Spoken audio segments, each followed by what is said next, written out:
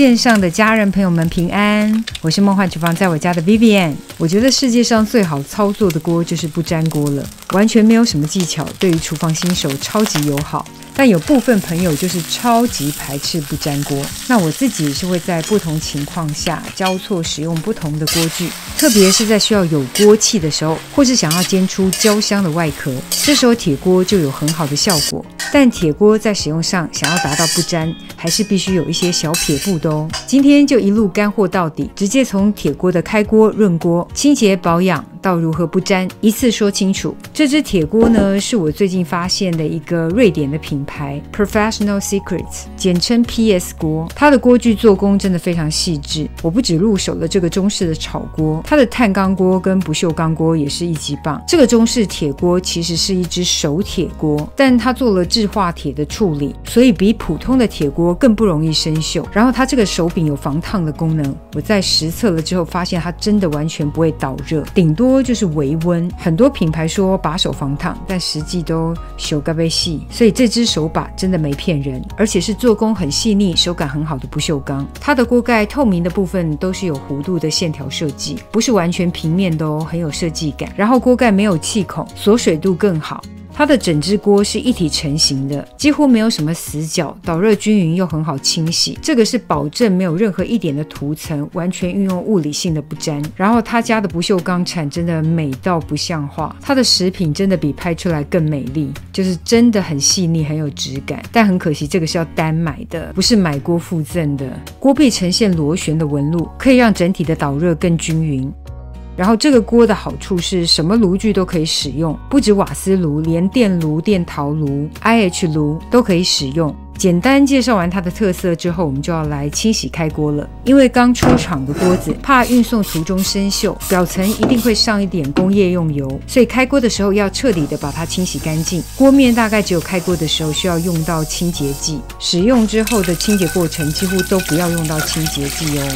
只有第一次开锅的时候需要洗掉工业用油，才需要用清洁剂彻底的洗净锅子的毛孔，接着就用清水彻底的冲洗干净，整个锅子里里外外都要彻底的清洁哦。然后记得要冲干净，不要有洗洁剂的残留，然后记得不要湿哒哒的就开始加热，一定要用毛巾或是布把水分彻底的擦干，因为水渍直接干烧会有痕迹不好看，虽然不影响使用，但是就会有一个疤的感觉，稠稠的。擦干之后我们就要正式润锅开锅，主要是因为铁锅的毛细孔很大，我们要把锅子的毛孔打开，然后把油吃进去，我们就直接开大火来加热这个锅子。这个步骤可以让铁锅的毛孔整个打开，因为已经制化防锈处理了，所以不需要烧燃。我们就直接把锅子加热到摄氏220到250度左右，厨房纸巾直接沾上食用油，让油整个浸润到锅子的表面。因为这时候是高温，冒烟是正常的，可以重复这个动作大约4到5分钟哦，持续的加热。冒烟太厉害的时候呢，火力可以稍微降一点，就让整个锅面均匀的抹油。也有人会用动物性的脂肪来润锅，猪油、牛油哦都可以。就是一边加热，一边用油脂均匀的擦拭锅面的每一个地方。这时候可以关火，趁热倒扣锅子在砧板上，然后把锅子底部的部分呢也均匀上油，反正就是把整只锅子感觉像是浸泡到油里的概念，让铁锅里里外外每一个毛孔全部吸饱油脂，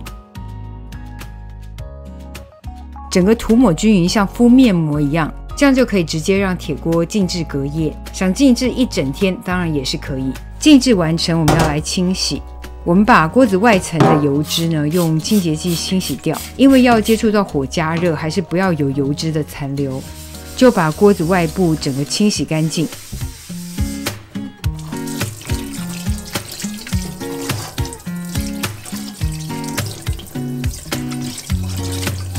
锅内的部分就不要用洗洁剂了，直接用清水加上布直接冲洗一下。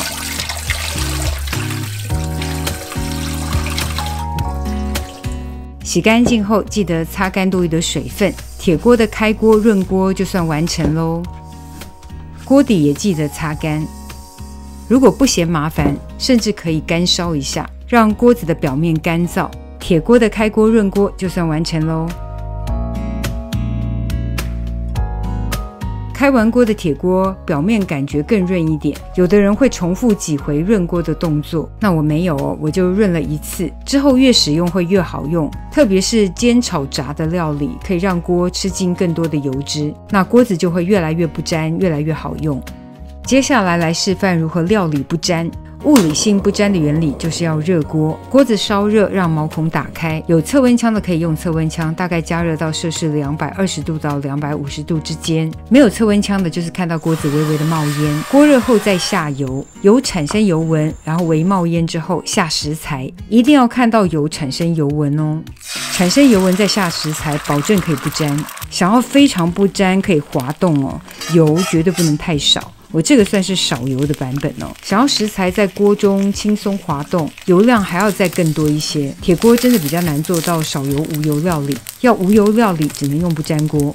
这个版本油量更多一点点，主要是要给大家示范，油量多一点点可以让食材在锅中轻松的滑动。如果油量比较少，就是很难这样子滑动，而且需要铲子协助才好翻面。如果做的是全蛋也是一样。原则就是锅烧热到接近冒烟，然后下油，产生油纹之后，微微冒烟，下食材，火力先不关小，先定型外壳，差不多之后再翻面。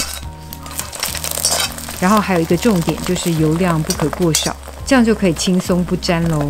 接着来煎鱼，因为煎蛋的锅子已经够热了，我们就直接加油，不能太少的油哦。油烧到产生油纹微冒烟，放入擦干表皮水分的鱼，鱼一定要退冰到常温，然后擦干水分。下锅之后火力不要调小，造一层壳之后就会轻松滑动，不需要很久，几秒钟之后就可以轻松滑动。所以热锅热油，油足量是煎鱼成功的关键。这锅子的手柄在这么高温加热底下完全不烫手，把手的部分真的要给它100个赞。鱼单面煎到金黄上色之后就可以翻面，想继续煎到金黄酥脆的，火力不要调到太小。另外这一面一样要给它煎到金黄的壳，如果没有要这么酥脆的，中途火力可以调小一点。煎好的鱼可以直接吃，或是拿去红烧也可以。煎鱼剩下来的锅子油不浪费，我要来炒个青菜。其实主要是要给大家看这只锅，因为质化淡化处理过，不会像一般铁锅炒某些菜的时候会黑噜噜的，特别是像铁质高的蔬菜，像地瓜叶，以前用普通铁锅炒的时候，最后都会炒出黑色的水。查过资料，主要就是无机铁粉末的释出，但这只铁锅因为质化处理过，它炒出来的菜跟水呢，完全不会黑噜噜的。然后因为锅气很足，炒出来的菜有镬气，特别香，而且快炒一下，颜色特别漂亮。好啦，这个就是今天的铁锅资讯分享。如果有兴趣这只锅子团购优惠的话，请留言加1。差点忘了最后的清洁，这只锅很好清洗，不要用洗洁剂。锅底想用洗洁剂可以，锅的内部不需要，直接用清水加上抹布或是菜瓜布、不锈钢刷还是刷子，通通都可以。特别脏的时候可以用到热水，不怕钢刷、铁刷，直接豪迈的刷。洗干净之后，彻底擦干水分就可以。想要它的寿命更长，可以稍微烘干一下。老实说，我没烘也没有生锈，它就是一只很适合懒人的铁锅。这就是今天的食谱分享，别忘了按赞、订阅、开启小铃铛，然后记得分享给亲朋好友，让他做给你吃。耶稣爱你，我也爱你，我们下次见，拜拜。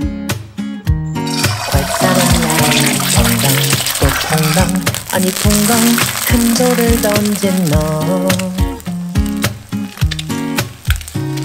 기다리고 기다리던 그 사람이 온 내 앞에 내 맘 어느새 일렁이는 상상